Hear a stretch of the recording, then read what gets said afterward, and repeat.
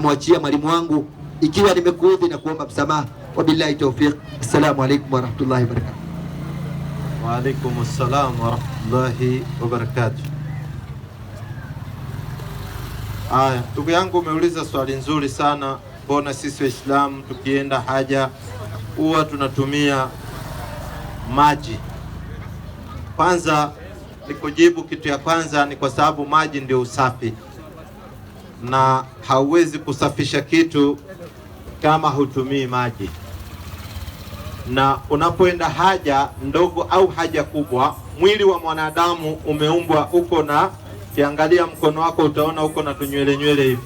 Hizo tunywele tuko katika mwili wa binadamu wote, sasa mpaka sehemu unayotumia kuendea haja. Sasa ukienda haja kisha ukatumia karatasi, karatasi huwa inapanguza. Karatasi haimalizi uchafu. That's why gari ya aina hii hauwezi chukua tisho ukaambia mtu nipanguzie hii gari juu na tisho. Unamwambia nipelekee car wash ndio ioshwe, ndio iwe safi. Sasa sehemu unayoendea haja inatakikana ioshwe na maji, ndio ile uchafu itoke. Na kama hutatumia maji, basi angalia ile nguo ya ndani unayoivaa. Ukienda haja saa 7 na jioni, kisha uangalie nguo ya ndani, lazima itakuwa na uchafu kama hautumii maji. Kwa sababu ukitumia maji ile uchafu inatoka, utatoa nguo ya ndani na bado haina uchafu, kwa sababu choo haimaliziki. Na pili, alafu nikutolee maandiko. Waislamu tukienda haja ndogo, hata uwe mwanaume, tunachuchumaa. Hatuendi tukiwa tumesimama, unachuchumaa namna hivi. Anipata vizuri namna hii ukichuchumaa. Katika wasomi wa biology wanakueleza kuna vein ambazo ziko hapa. Wakati umesimama ukienda katika haja ndogo, ile mkojo huwa inabaki kwa sababu zile vein hazikufunguka vizuri. Wakati unarudisha ile kitu yako, ukitembea inaendelea kutoa tone tone. Nguo yako ya ndani inakuwa ina matone ya haja ndogo. Sasa wewe unaenda kuitoa, unasikia inatoa harufu ya mkojo. Unashangaa, mimi mtu mzima, mbona hii harufu inatoka wapi? Kumbe ni wewe ulipoenda haja haujui namna ya kwenda haja. Ndio Uislamu unakufunza hizi vitu vyote. Unanipata vizuri? So ukichuchumaa zile veini zinafunguka, haja yote ndogo inatoka katika mwili. Pata vizuri? Sasa kutumia maji tunatumia kwa sababu ni amri tumeamrishwa na Mungu. Qur'ani 5:6 baba muonyeshe. Na kabla hajaenda kwa kitabu kwa maandiko. Naam. Kuna swali lingine ndio ulijibu mara moja. Naam. Ndio nilipika. Kuna kitu swali lingine niliuliza namna hii. Wakati mnaenda kuswali. Unanawa. Naam. Ndio mnaenda pale hivi. Naam. Na ndani ya roho yako unainawisha ndio umenawa viungo vingine. Asante sana. Mpe huyo, utakuja kwa roho sasa. Sikiliza habari kwanza, tuanze hii ya kwenda kwa haja na kutumia maji. Kwanza hii kwenda kwa haja kutumia maji, hii mpaka Biblia inakubali. Yaani mtu yoyote yule ambaye anayesema mimi nafuata Biblia na anaenda kwa choo au haja na atumie maji, huyo kwanza sio mfuasi wa Biblia. Kwa sababu inafundisha hii ni masuala ya usafi. Na nitakuonyesha ukiwa na mtoto wako, na wamama wengi wanajua, wakiwa na watoto wakijiendea haja, mama hawezi kuprefer kuchukua tisho kumpanguza huyo mtoto. Mama ana prefer kuchukua maji amuoshe ule mtoto ili atoe uchafu yote. Sasa utaoshaje mtoto, utoe mtoto uchafu wote? Na wewe mtu mzima ukienda unatumia karatasi, unabakisha uchafu. 5:6 baba, chap chap. 5:6 Qur'ani. Sikiza habari sasa. Inasema baada ya billahi minashaitani rajim. Naam. Bismillahirrahmanirrahim. Asante. Enyi mlioamini. Enyi mlioamini. Mnaposimama ili mkasali. Basi osheni nyuso zenu. Na mikono yenu. Mpaka vifundoni. Na mpaka vichwa vyenu maji. Asante. Na osheni miguu yenu. Na osheni miguu yenu mpaka vifundoni. Na mkiwa janaba. Basi ogeni. Na ukiwa mgonjwa au mmo safarini, mmoja wenu ametoka chooni, au mmoja wenu ametoka chooni, au mnapoingiliana na wanawake hamkupata maji. Mpe microphone. Kumbe Uislamu unakuambia unapoenda kwa choo unapata maji, kwa sababu Uislamu ndio dini peke yake ambayo imekupatia mpaka mambo ya emergency. Kama hukupata maji utafanyaje? Sasa inakuambia ukienda kwa choo lazima utumie maji, na unapoenda kwa choo unanawa na mkono wa left, unajiosha vizuri na mkono wa left. Watu wengine wanakuambia ati mimi siwezi enda kwa haja nikaguza sehemu niliyotumia kuendea haja. Unashangaa, kwani akioga mwili hiyo sehemu anaiachanga hivyo hivyo na uchafu? Si lazima ataosha? Lazima. Nane, so unaosha sehemu hiyo vizuri, inakuwa safi, unatumia maji. Hiyo ni Qur'ani inatuambia tutumie maji. Pia Biblia inasema utumie maji. 9:10 wa Ibrania. 9:10 wa Ibrania. Andiko linasema kwa kuwa ni sheria ya jinsi ya mwili tu. Sikisa, inakuambia haya ni masuala yanahusiana na mwili, sio ya kiroho kama ulivyoniuliza kuhusu roho. Hapana, hii ni ya mwili peke yake. Hii inahusiana na mwili. Hii ni masheria ya mwili. Sikiza. Na anauliza vizuri. Eti nyinyi mkitawadha mnatawadha viungo tu. Je, roho mnaitawadha? Tunakuja kwa roho wewe. Sikiza habari. Zito ile nasema. Nasema hivi. Na vyakula.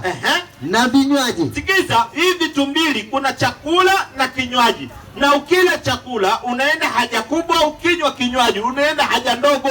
Na ukumbuke, unapoenda haja kubwa na haja ndogo hautumii sehemu moja, unatumia sehemu mbili, sehemu ya haja ndogo na sehemu ya haja kubwa. Sikiza, unaambiwa na Biblia hizo sehemu uzifanyie nini hizo sehemu mbili? Chakula na vinywaji.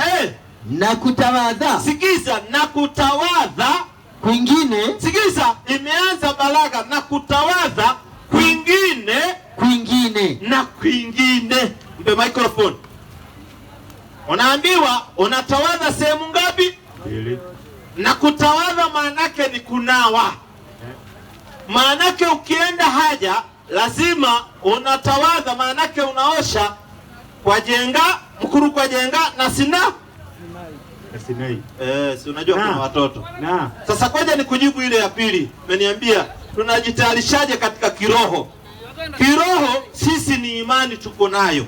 Kwa sababu mambo ya kiroho ya ndani ni imani. 2:2 Qur'an. Alafu huyu kaka nakutaka wewe maswali yako uulize vizuri, kwa sababu umechukua karibu 30 minutes na swali moja. Huyu kaka sasa anakoroga. Ngoja kwanza amalize basi kumuelezea. You cannot serve two masters at the same time. Umepewa nafasi uulize swali, hujielezi. Hii andiko umetoa 9:10. Hajawahi iona maisha. Basi atahoji, anamuonyesha rafiki yake kwamba kweli hapa imeandikwa. Atahoji huyu kwanza Ukristo wenyewe hajui. Mimi nilimsoma kitambo sana. Amekusapoti. Wakati ulikuwa unamuuliza, alafu very simple question. Je, kutawadha kuna kubalikwa? Yeye anang'ang'ania ni miguu tu imekubaliwa. Miguu unatawadha namna gani? Ukienda kanisani wapi mfereji imewekwa kutawadha miguu?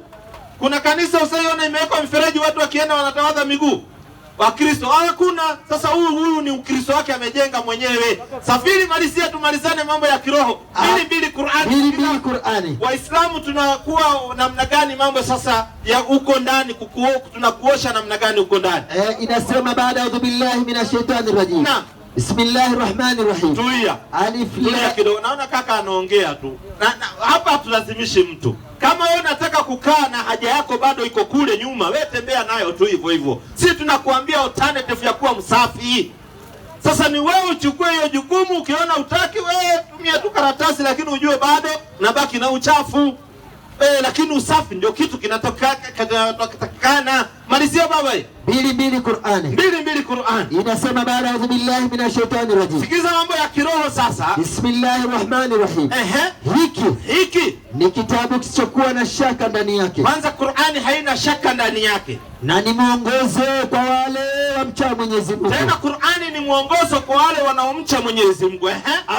Ambao huyaamini yasiyoonekana. Sikiza, hiyo sasa ni mambo ya kiroho. Yaani roho tunaamini vitu ambavyo havionekani. Tunaambiwa Mungu yuko, hatujaipatana naye, lakini tunamwamini Mungu yuko. Tunaambiwa malaika wako, tunaamini. Haujaipiga hapa kona ukapatana na malaika, lakini tunaamini. Tunaambiwa pepo iko, tunaamini. Hiyo ni ya kiroho. Tunaamini vitu ambavyo havionekani. Malizia baba. Ambao huamini yasiyoonekana. Sikiza, tunaamini mambo yasiyoonekana, hiyo ndio mambo ya kiroho. Maadamu tena hayo maneno atuamini hivi hivi, hapana. Maadamu yamesema na Mwenyezi Mungu na mtume wake. Microphone. Kiroho hiyo sasa ndio kiroho. Mambo ya roho tunaamini maneno ambayo hatuyaoni. Tunaambiwa kuna malaika, tunawaamini. Tunaambiwa Musa alikuwako, tunaamini, hatujasema lete Musa tumuone.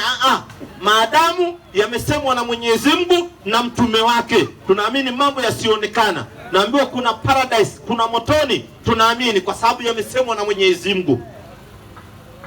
Hapo nimekubali, lakini kuna mahali sijaridhika. Lete sasa, sababu hii Bible ambayo ulikuwa unasoma umeisoma nusu. Asante.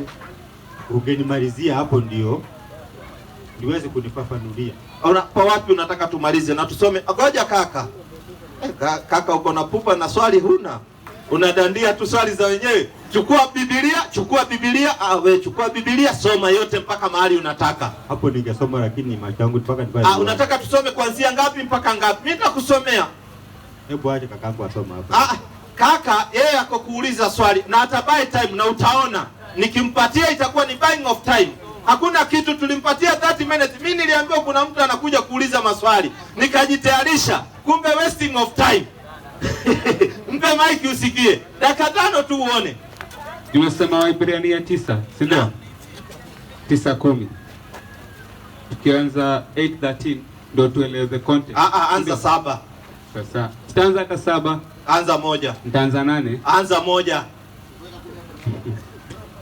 Mbona wewe unataka uanze 7, utaki kuanza 1? Sio ni nusu unataka kutusomea? Sikia kuwa na the context, pre-context. Context nani amekuambia imeanza 7? Ngoja tusome, si pole pole. Si mimi ndo nasoma, si umeniambia nisome. Ndio ulize swali. Acha nisome. Soma ulize swali. So ni Hebrew 8:13. Anasema kwa kule kusema Agano Jipya amelifanya lile la kwanza kuwa kuu, lakini kitu kianzacho kuwa kikuu na kuchakaa kikaribu na kutoweka. So tushaelewa the context. So tusome hiyo ulisema Hebrew. Anasema basi hata agano la kwanza lilikuwa. Wewe kaka, hiyo ujanja tumezoea sana. Hiyo ni ujanja ya kutafuta sadaka. Anza hapo, umeanza uteremke chini. Hauwezi kutusomea moja utuambie tumeelewa context. Hiyo ni kupoteza watu. Kama unasoma anza 12 hiyo umesema, uende mpaka chini utuambie hapa ni hivi na hivi. Lakini si yote tumejua context. Anza yote, soma, maliza. Wenzako amesema tumesoma nusu. Ili tusisome nusu, tuanzie 1 mpaka hiyo unataka. Usianze kusoma 1 ukaruka ukasema tumetafuta hivi. Tumepata context. Hiyo ni ujanja. Alafu ufike 9 tuone kama itabadilika. Mpe maiki. Soma. Unajua mimi najua hapa tukija huwa kidogo kuna watu wanaumia kwa sababu tunaharibia watu wengine labda kupata kariziki. Najua kuna watu wanasema panda mbegu. Sasa wanajua hapa ikijulikana ukweli mbegu haipandwi tena.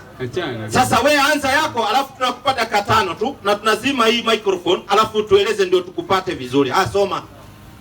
Na utueleze unachopinga ni nini. Ukienda kwa choo wewe unataka ubaki na hiyo haja yako kwa hapo, unataka utumie nini? Na kama unafaa utumie karatasi, wapi imeandikwa katika vitabu utumie karatasi, unatupa hizo. Teremka. Nachosema hapa ilikuwa kwa kule kusema Agano Jipya amelifanya lile la kwanza kuwa kukuu, lakini kitu kianzacho kuwa kikukuu na kuchakaa kikaribu na kutolewa. Basi hata agano la kwanza lilikuwa na kawaida za ibada na patakatifu pake pa kidunia. Maana hema ilitengenezwa ile ya kwanza, ulimokuwa na kinara cha taa na meza na mikate ya wanyesho, ndipo palipoitwa patakatifu. Na nyuma ya pazia la pili ile hema itoa patakatifu pa patakatifu, yenye chechetezo cha dhahabu na sanduku la agano lilofunikwa kwa dhahabu pande zote, ulimokuwa na kopo la dhahabu lenye ile mana na ile fimbo ya Haruni iliyochipuka na vile vibao vya agano, na juu yake makerubi na utukufu yakikitia kivuli kiti cha rehema.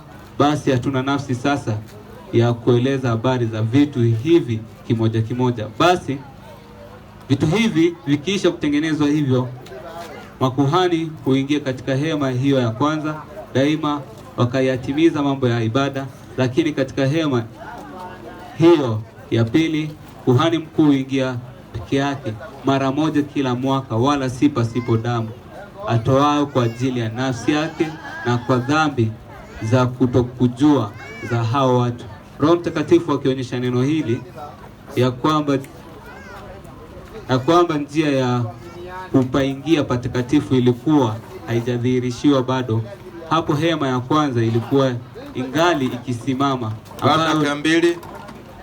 ambayo ndio mfano wa wakati huu uliopo sasa. Wakati huo sadaka na dhabihu zinatolewa zisizowekwa kwa jinsi ya dhamira kumkamilishia mtu waabudaye, kwa kuwa ni sheria za jinsi ya mwili tu, vyakula na vinywaji na kutawadha kwingine zilizoamuriwa hata wakati wa matengenezo mapya. Lakini Kristo akiisha kuja, aliyekuhani mkuu wa mambo mema yatakayokuwapo kwa hema iliyo kubwa na kamilifu zaidi, isiyofanyika kwa mikono, maana yake isiyo ya ulimwengu huu, wala si kwa damu ya mbuzi na ndama, bali kwa damu yake mwenyewe aliingia mara tu katika patakatifu, akiisha kupata ukombozi wa milele. Kwa maana ikiwa damu ya mbuzi na mafahali ya majivu na ndama yake ng'ombe. Pointi yako ni gani? Mpatie damu ya mbuzi. Mpatie tusikie. Pointi yako ni gani? Pointi yangu ni wanaelezea about the past laws iliisha after the coming of Christ. Wewe hata sio Mkristo. Wewe naonekana umechanganyikiwa. Sisi hatukuwa tunaongea sheria iko pale 5. Yesu anasema hakuna sheria inaondoka. Mpe huyo 5:17 baba. 5:17 Yohana. Kama sijakosea Mathayo. Acha tuitafute 5. Huyu na ndio nikakwambia wewe anakupoteza. Ameruka na amesoma vizuri. Tulia, amesoma vizuri, ameanza kwenda kwa sheria. Imesema kwa sababu ni jinsi ya mwili, vyakula na vinywaji. Tulia. So sheria ya kukula na kunywa imeisha. Maanake Wakristo hawakuli na hawanywi. Na kutawadha kwingine hajakueleza ni nini hiyo, na unatawadha wapi na wapi. Kwa sababu imesema na kutawadha ni vyakula na vinywaji, na kutawadha kwingine na kwingine. Unajua hawa wanadhani ni wakati missionary wanaingia, hawajui Waafrika wamesoma siku hizi. You can lie to some people sometimes, but you cannot lie to people all the time, my friend. Watu wamechanuka siku hizi. Ungemweleza huyu katika Ukristo haturuhusiwi kwenda kwa choo na maji, tunaruhusiwa kwenda na karatasi, na imeandikwa katika Mathayo 5:6. Haukumuonyesha umefundishwa vipi? Tunasoma. Amesema ati sheria zimekwisha, hakuna. Mungu anakataa sheria zitabaki zile mpaka dunia ishe. 5:17. Kwa hiyo sheria imeletwa atisho. Ati imeletwa atisho. Yesu ndiye alileta sasa sheria atisho. Hiyo ya kuosha ilikuwa ya zamani, imekuja atisho. Msikilize Yesu sasa. Lazima mtumie maji, na sijui kwa nini mnachukia maji. Maji kitu mzuri. 5:17 baba. 5:17 kitabu ni cha Mathayo. Na kama kuna mtu ana swali ya keti chini. Sipendi hiyo maswali ya juu. Inakuja hivi. Inasema hivi na Biblia yake. 5:17 baba. 5:17 inasema, msidhani ya kuwa. Sikize, Yesu anasema msidhani ya kuwa na alikuja kutangua Taurati. Yesu sijakuja kutangua Taurati. Maana yake sijakuja kubadilisha maneno ya Mungu. Malizia. Au manabii. La. Sikuja kutangua. Mimi Yesu sijakuja kusema ati hizo sheria zimeisha, na hiyo ndio watu wanakuja kuchanganya watu. Ati Mungu alikataza, sasa amekubali twende Jumapili. Hata Jumapili ukimuuliza wapi Mungu anasema hakuna mahali imeandikwa. Malizia baba. Inasema hivi. La. Sikuja kutangua. Bali kutimiliza. Mpe microphone. Sijui ni yupi huyo wako tuishe. Huyo. Ndiye amechukua. Nini maana ya kutimiliza? Kufulfill. So sheria ni ile tu, Yesu amekuja kuifanyaje? Kutimiza. Na wewe umetuambia imefanyaje? Amekuja kutimiza maandiko. Mwanzo umetuambia imeondoa. Nimesema after Christ yani alivyokuja, alikuja kuelezea more about it. Unaona uongo na tumerekodi hapa.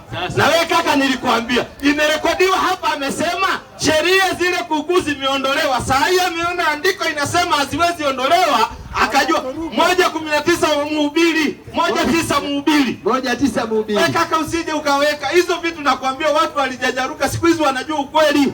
Na nilimwambia huyu ukatampatia na hakuna kitu. Sasa yeye alisema mwanzo, wamesahau na tumerekodi. Alisema Yesu alipokuja zile Ile sheria kuukuzi iliondolewa. Saa hii nimemwonyesha Yesu anasema sheria haziondoki. Amekuja kufulfill, yani amekuja kuzijazia kabisa, ndo hizo. Saa hii ndio anasema amekuja kujazia, lakini alisahau tu hapa. Saa hii ndio naambiangwa, ukidanganya usiwe mtu wa kusahau, kwa sababu ukisahau utajua. Usiondoke kaka, tulia dakika moja na swali moja kwa kusafiri. Hiyo inasema hivi 1:9 Mhubiri. 1:9 Mhubiri. Andiko linasema hivi, na hapo mtampa nafasi huko kidogo, twende. Yaliyokuweko, sikiza, yaliyokuweko zamani za kale ndio yatakayokuweko. Watoto ondokeni hapo kabisa. Yaliyokuweko ndio yatakayokuweko. Na yaliyotendeka, sikiza, Mungu anasema na yaliyotendeka zamani, watu kwenda kwa haja na maji na nini, ndio yatakayotendeka. Ndio yatakayotendeka saa hii. Wala hakuna jambo jipya. Huyu anasema ati kuna mambo mapya yamekuja. Mungu anasema hakuna jambo jipya. Wapi? Hakuna jambo jipya ndani ya, yani hakuna jambo jipya chini ya jua. Hakuna jambo jipya chini ya jua. Yaliyokuwako na Musa ndio tuko nayo. Yani maji yalikuwa ndio tuko nayo sasa. Tishu imekuja juzi. Tishu imekuja juzi, haikuwako. Ewe, tumia maji, acha kupinga maji. Mpe ukaka na haraka ya kuondoka. Mpe maji. Tumia maji. Unaogopa maji ya nini? Kaka. Esa. Umepata Hapo nimeelewa. Kama huna swali lingine, niko na swali moja pia kwako. Niulize. Swali yangu moja nataka kuuliza kwako. Ndio. Yesu unamjua vizuri? Songa kidogo sasa. Yesu unamjua vizuri? Yesu siwezi sema kwamba tunamjua, sababu sijawahi kumwona na macho yangu. Asante. Kumbe wewe ni Mkristo na umjui Yesu vizuri. Asante sana. Huyu Yesu alikuwa ni nani? Yesu ni Roho Mtakatifu. Yesu ni Roho Mtakatifu. Yesu ni Roho Mtakatifu. Hii mambo yanatoka wapi? Yesu ni Roho Mtakatifu. Maanake mimi sijaiona hiyo andiko. Kumbe Wakristo wanaamini ile kusema Mungu Baba, Mungu Mwana, Mungu Roho Mtakatifu. Yesu ndio hii Mungu Roho Mtakatifu. Hivyo mimi ndio najua namna hiyo, labda saa zingine kuna mwenye ataweza kujua kuniliko. Wewe ndio unajua Yesu ni Roho Mtakatifu. Kwa upande wangu mimi. Yesu sio Roho Mtakatifu. Yesu ni huyu, mpe huyo. Qur'ani 4:171. Ndio nikasema nyinyi mnafuata kitu ambacho bado hamjakielewa. Wewe si ndio hiyo? Nakuja kwako nimalizane na wewe. Sikiza wewe vizuri. 4:171. Sikiza, Yesu ni nani? Inasema baada audhu billahi minashaitani rajim. Asante, ubarikiwe. Yule kijana ambaye nataka kusoma akuja. Kuna kijana nimemuona ako na Biblia yake pia, ni kama alikuwa na swali, akalie mapema. Aulize maswali yake, apate majibu yake. Safiri 4:171. Unajua nimekuuliza hiyo swali kwa nini? Kwa sababu saa hii kuna watu wanasema Yesu ni Mungu. Anapata vizuri Kuna watu wengine wanasema Yesu ni mwana wa Mungu. Na wewe unasema Yesu ni roho. Unaona? So imani tofauti. Na sisi Waislamu tunasema Yesu ni nabii na hatubanduki, na alikuwa dini yake ni Muislamu. Sasa huwa tunashangaa mnapogeuza Muislamu ndugu yetu, tunasikia mnamtaja, kwa sababu Yesu ni Muislamu, Mariamu ni Muislamu, na Mariamu alikuwa akienda msikitini. Na ndio unaona hata wale wanaochora picha hawawezi kuchora Mariamu akiwa amevaa miniskirt, wanamchora akiwa amevaa buibui, kwa sababu wanajua huyu Mariamu alikuwa Muislamu. Because you cannot change the fact. Sikiza habari wewe. Inasema hivi. Baada audhu billahi minashaitani rajim. Asante. Bismillahirrahmanirrahim. Barikiwe. Enyi watu wa kitabu. Enyi watu wa kitabu. Msipindukie mipaka katika dini yenu. Sikiza Yesu ni nani haswa? Msipindukie mipaka katika dini yenu. Wala msiseme juu ya Mwenyezi Mungu. Wala msiseme juu ya Mwenyezi Mungu ila yaliyo kweli, isipokuwa maneno ya kweli. Sikiza, Yesu ni nani? Masihi Isa ibn Maryam. Yesu mtoto wa Mariamu, sio mtoto wa Mungu, kwa sababu Mungu hazai. Aliyeenda kuzaa ni Mariamu, aliyebeba mimba ni Mariamu. Sikiza habari. Ibn Maryam ni mtume wa Mwenyezi Mungu. Mpe microphone. Umbe Yesu ni mtume wa nani? Wa Mungu. Ni mtume wa Mungu. Lakini sasa kama ni mtume wa Mungu, ametumwa kwa kina nani? Ametumwa kwa watu weusi ama kwa Israeli? Alitumwa kwa watu wote. Asante, tumuulize 61:6 Qur'ani. Unajua tunamuuliza tu. Sikiza habari, Qur'ani inasema ametumwa kwa nani na Biblia inasema ametumwa kwa nani? 61 aya 6. Inasema baada audhu billahi minashaitani rajim. Ubarikiwe. Bismillahirrahmanirrahim. 61 aya 6. Inasema hivi. Inasema nakumbukeni aliposema Isa ibn Maryam. Kumbukeni aliposema Yesu mtoto wa Mariamu kuwaambia Mayahudi. Kuwaambia Mayahudi, sio watu weusi, Wayahudi. Wayahudi. Enyi wana wa Israeli. Enyi wana wa Israeli. Mimi ni mtume wa Mwenyezi Mungu kwenu. Mimi ni mtume wa Mwenyezi Mungu kwenu nyinyi wana wa Israeli. Yesu hajatumwa kwa watu wote, ametumwa kwa wana wa Israeli, kabila 12. Biblia inadhibitisha hilo. 15:24. Na nikupe nabii wako ni nani? Nabii aliyetumwa kwa Wakamba, Wajaluo, Waluya, Wakikuyu, kila kabila ni nabii gani? Sikiza habari. 15:24 Mathayo. Tulia, huyu kaka sasa anakuongelesha. Nikimpa maiki anakwama venye nimempa. Na nitampa hapa 20 minutes utaona atakwama hivyo hivyo. Lakini nikikupa anaanza hapa iko hivi. Nikimpa anaanza kujikoroga. Sikiza habari 15:24 baba. 15:24 kitabu ni cha Mathayo. Akajibu akasema. Yesu akajibu akasema, sikutumwa. Mimi Yesu sijatumwa ila isipokuwa kwa kondoo waliopotea. Wa nyumba gani? Ya Israeli. Kwa microphone. Wewe ni Muisraeli?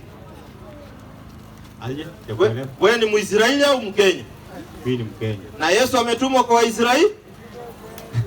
Sio mimi, ni Biblia na Yesu ndiye anasema ametumwa kwa Waisraeli? Umekuelewa? Ametumwa kwa Israeli? Israeli. Nani sasa ametumwa Kenya kwa watu wote? 758 Qur'ani. Alafu huyu mpe kiti. Naona anaongea tu. Tulia wewe, tulia wewe. Tulia. Mpe kiti pande hii. Malizane na huyu alafu akalie. Nani sasa ametumwa kwa watu wote? Mpaka hawa watu weusi. Mtume gani ametumwa kwa ajili ya watu wote? 758 Qur'ani. Safiri. Inasema baada a'udhu billahi minashaitani rajim. Bismillahir rahmanir rahim. Aya 158 Qur'ani. Na sema ewe Nabii Muhammad. Sema ewe Nabii Muhammad sallallahu alaihi wasallam. Enyi watu. Mpe microphone. Wewe ni mtu?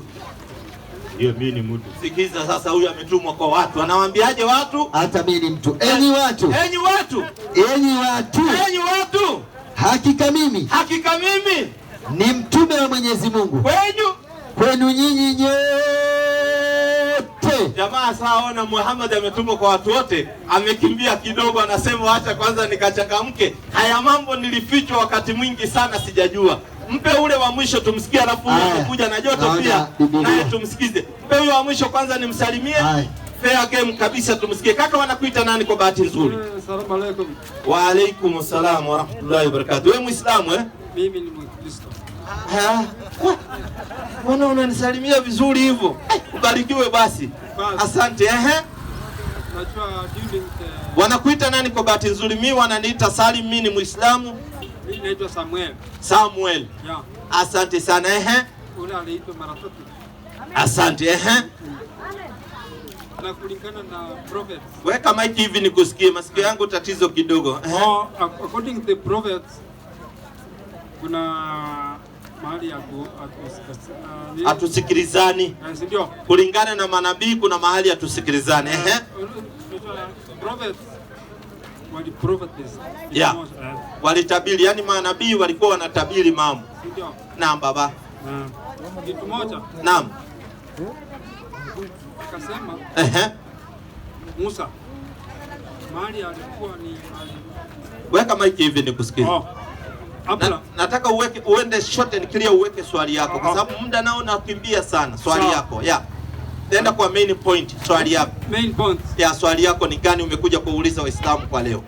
So nani aliambiwa atoe viatu yake? Musa aliambiwa atoe viatu vyake mahali anaposimama ni sehemu takatifu. Hiyo ni 3:3 kitabu cha Kutoka au 3:5. Namba baba. So na 29 Qur'ani pia ameelezwa hivyo hivyo. Ameeleza kwa Qur'an. Hebu niambie. 29 Qur'ani. Chacha baba. 29 Qur'ani. Naam. Inasema baada a'udhu billahi minashaitani rajim. Surati Taha kabisa aya ya 9. Naam. Inasema hivi baada a'udhu billahi minashaitani rajim. Barikiwe. Bismillahir rahmanir rahim. Mpaka 11 nadhani. Je, imekujia hadithi ya Musa 11 enda 11. Inasema ya 11 inasema basi alipofika akaitwa. Sikiza, alipofika Musa akaitwa akaambiwaje? Ewe Musa, ewe Musa, bila shaka mimi ndiye Mola wako. Basi vua viatu vyako. Hakika wewe uko katika bonde takatifu la Tua. Mpe microphone, hiyo ni Qur'an. Inatuambia aliambiwa pia atue viatu. Aliambiwa. Swali yako sasa. Sasa swali yangu ni kulingana na Mathayo. Tuko na dini 3 ama 5. Tuko na dini kama mingi, sio? Dini ziko lakini hakuna dini, tulia kuweke vizuri.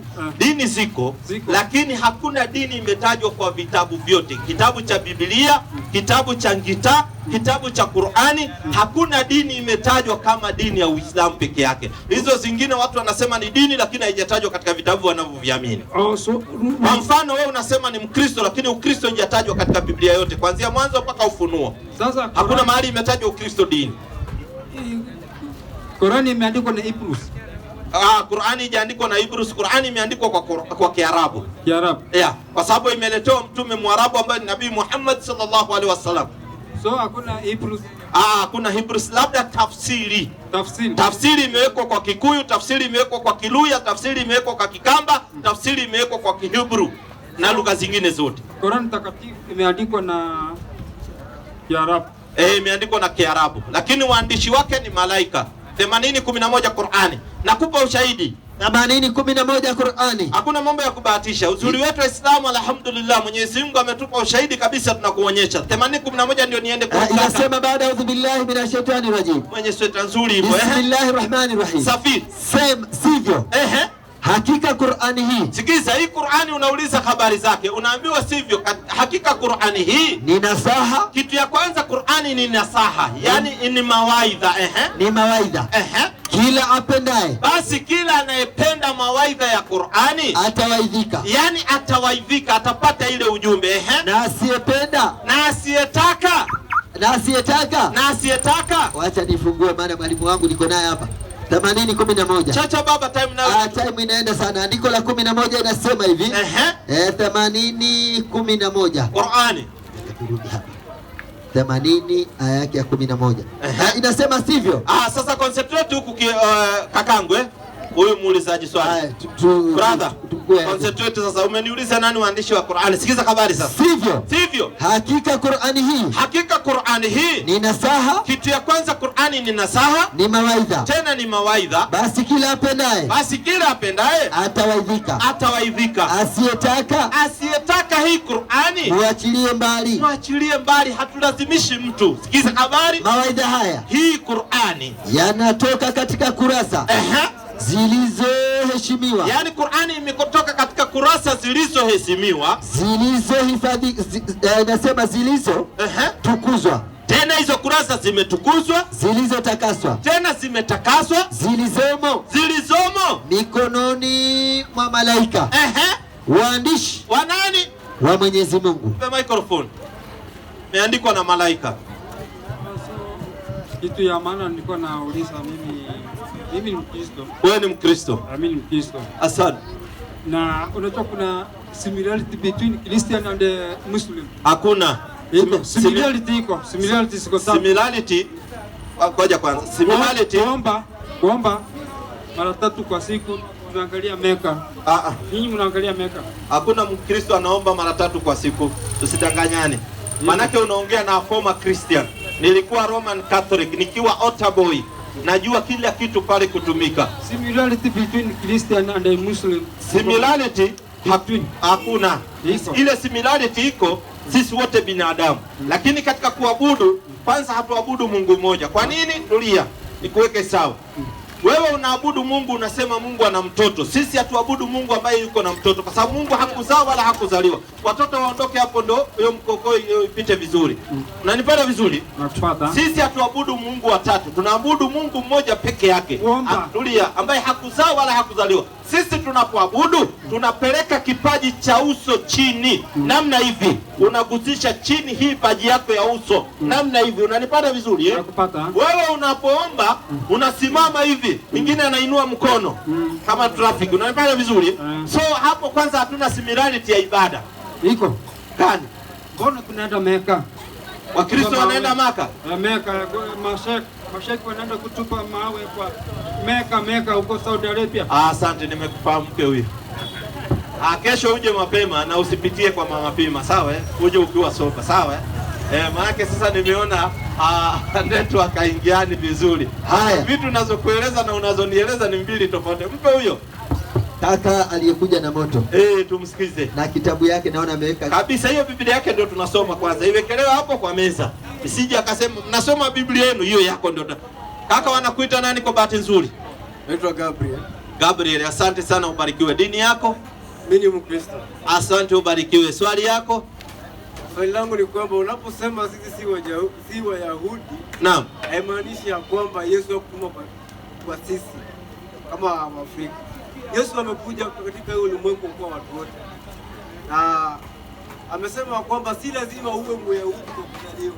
Hebu kaa chini vizuri ndio nikusikie na microphone. Wewe unasema Yesu ametumwa kwa ajili ya watu wote. Ametumwa kwa ajili ya watu wote. Tupe hiyo ushahidi, ndio tunataka hiyo andiko. Labda sijaiona. Unajua nikisema hivyo sio kwamba napinga, ni kwa sababu sijaona. Ama humble man. Ukinionyesha ndio hii Yesu anasema mimi Yesu nimetumwa kwa ajili ya dunia nzima, kwa ajili ya watu wote. Nionyeshe tu. Mbona ama humble man? Kagua vizuri, ukiona nieleze. Akijiandaa kama kuna mwingine. Hebu Wakristo niwaone kwa ishara ya mikono, Wakristo ambao tuko. Kumbe hata wako karibu hawa. Kuja kaka, watoto ondokeni kabisa hapa. Yesu anasema acheni watoto wadogo. Alafu kumzingia hapa kaka. Wewe kuja kabisa moja kwa moja. Wewe rudi hivi ukifanya homework. Hata nataka kukufukuza hapo. Maana kirikisha vizuri. Ngapi? Tusome hivyo. Tusome ngapi sasa? 3:16 Yohana. 3:16 Yohana. Kwa jinsi hii. Alafu uende polepole hiyo andiko. Kwa jinsi hii. Maana yake amesema Yesu ametumwa kwa ajili ya watu wote, andiko iko. Sasa andiko ni hiyo. Naam. Kwa jinsi hii. Mungu aliupenda ulimwengu. Hata akamtoa mwanae pekee. Ili kila mtu amwaminie. Asipotee. Bali awe na uzima wa milele. Mpe microphone. Ndio. Alafu Waislamu huyo kaka asiwababaishe. Swali hana, nimempa nafasi, sasa ameshindwa na mkutano, ameenda kuweka pale. Nimempa nafasi alete hoja zake. Mimi niliambiwa kuna mtu ana hoja nikadhani ziko. Kumbe hakuna, tumempa hajaleta. Wacha kwanza huyo amalize kuuliza maswali yake. Kaka, aya imesomwa vizuri. Katika hiyo mstari, ni wapi umesikia amesema kwamba Myahudi amwamini? Wala sijasikia mahali inasema ni Yesu. Hebu rudia hiyo aya 3:16, haijataja Yesu. Alafu usisimame na mic. Usisimame, wewe sikiza tu. 3:16. Ikitaja Yesu ni Yesu hapo, usimamie hapo. 3:16 Yohana. Inasema kwa jinsi hii. Kwa jinsi hii. Mungu, kwa maana jinsi hii. Mungu aliupenda ulimwengu. Mungu aliupenda ulimwengu hata akamtoa mwanae pekee. Ili kila mtu amwaminie. Asipotee. Bali awe na uzima wa milele. Mpe microphone. Ndio, yani sisi tumehifadhi Biblia. Hapa hawa watoto kidogo mtaangusha hapa. Hawa pia anafungua darasa.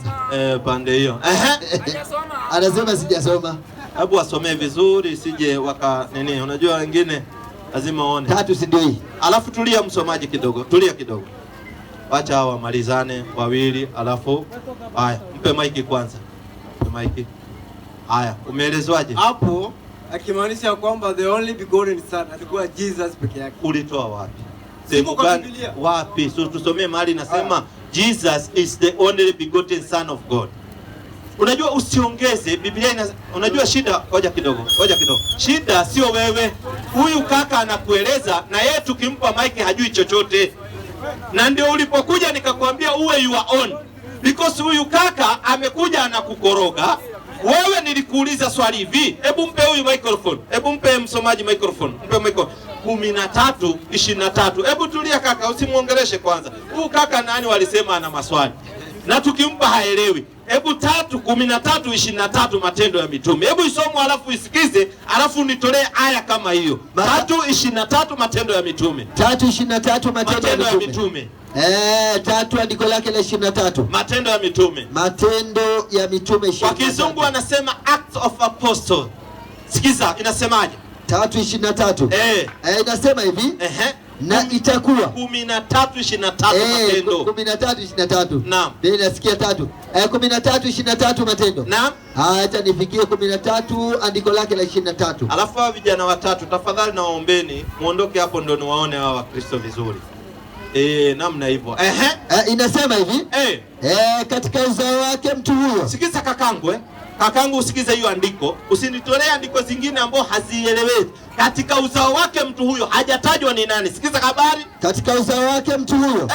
Mungu amewaletea Israeli. Sikiza, Mungu amewaletea Israeli. Sasa wametajwa Waisraeli. Mungu amewaletea Waisraeli nani? Amewaletea Waisraeli Mwokozi. Sikiza, Mungu amewaletea Waisraeli Mwokozi. Sio Mungu ameletea dunia nzima Mwokozi.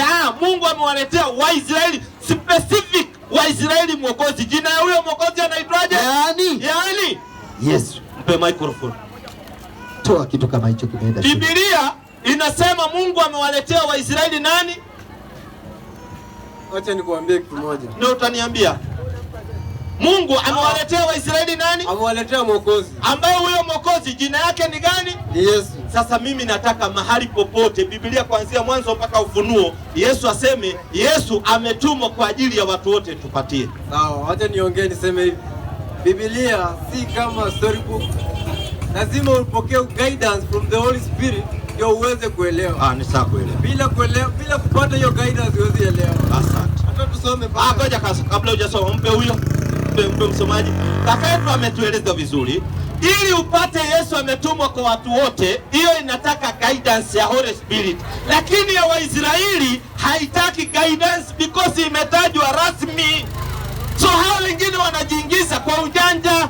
Kwa sababu wakati inafika kwa Waisraeli, Yesu anawataja direct, Mungu anawataja direct. Yesu ameletwa kwa ajili ya Waisraeli, lakini inapofika kwa watu wengine inataka guidance. Maanake haikutajwa, maanake unakorogewa ili uwekwe mahali hauko. Mbona huku kwingine inataja, lakini ikifika kwa watu wote haitaji? Wacha nikushushe hitu na nafasi kwa. Haya, mpe atoe aya mwisho, twende kwa mwingine aulize swali. Yohana 9:35 nasema hivi. Naam. Yesu akasikika kwamba amemtoa nje. Yesu akasikia kwamba amemtoa nje. Wamemtoa nje. Hiyo Kiswahili wamemtoa nje. Hiyo Biblia nimeipitia. Naye alimuona. Naye alipomuona alisema, wewe wamwamini mwana wa Mungu? Naye akajibu akasema, ni nani Bwana nipate kumwamini? Asante. Yesu akamwambia, umemuona. Naye anasimama nawe ndiye. Anayesema nawe, si anayesimama na. Wewe ukikosea hapo mimi najua niko hapa. Naye anayesema nawe ndiye. Akasema naamini Bwana. Akamsujudia. Kabisa. Kuna mahali imesema Yesu ametumwa kwa watu wote, ndio tunataka hiyo. Hapo imesema kwamba Yesu ni mwana wa Mungu. Hiyo ni maana ya mwana wa Mungu utakuja. Kuna mahali Yesu ametumwa kwa ajili ya watu wote? Katika kitabu cha Roma imesema kwamba Roma ngapi isomwe? Mimi nataka mahali inasema Yesu ametumwa kwa watu wote. Usinichanganye, manake ukienda kwa mwana utanichanganya. Maliza kitu moja. Mwalimu wangu alinifunza, alikuwa ameniambia mimi ni Slolana, lazima nimalize kitu ya kwanza niende ya pili. Wapi Yesu ametumwa kwa watu weusi? Ndio nataka hiyo andiko. Saidia nini? Haya, wewe tafuta, mpe huyu. Mpe huyu wa mwisho huku. Huyu wa mwisho? Aulize swali. Haya. Kaka wanakuita, wewe nakuomba andiko mahali Yesu anasema nimetumwa kwa ajili ya watu wote. Watu weusi waamusu Yesu. Yesu ametumwa kwa wana wa Israeli. Watu weusi wametumiwa nabii wao ni Nabii Muhammad sallallahu alaihi wasallam. Ndiye ametumwa kwa ajili ya watu wote. Na sio mimi, ni vitabu. Wewe tafuta, ukiona mimi sina wa kupinga. Wewe ukiona tu. Haya, kaka wanakuita nani? Naitwa John. John, asante sana. Na swali kidogo. Wewe Muislamu Mkristo? Mimi ni Seventh Day. Asante sana. Seventh Day Adventist Church. Ndio. Ambao wanafuata sheria ya Sabato. Wanaabudu Jumamosi. Ndio. Hawa wengine wa Jumapili wamevunja hiyo Sabato. Ndio. Asante. Mimi nawapenda watu wa SDA. Leta swali yako. Nina swali kidogo. Nakumbuka pale nyuma ukisema kwamba hakuna Yesu hakutumwa kwa Afrika. Hakutumwa kwa watu wote. Ambayo ni sisi. Yeah, ametumwa kwa Banu Israeli kabila 12. Nilikuwa na swali kidogo. Lete. Kwani kuna Mungu wa wazungu na Mungu wa Afrika? Oh, ndio swali yako eh? Asante sana. Ndio huyo. Yaani Ngoge.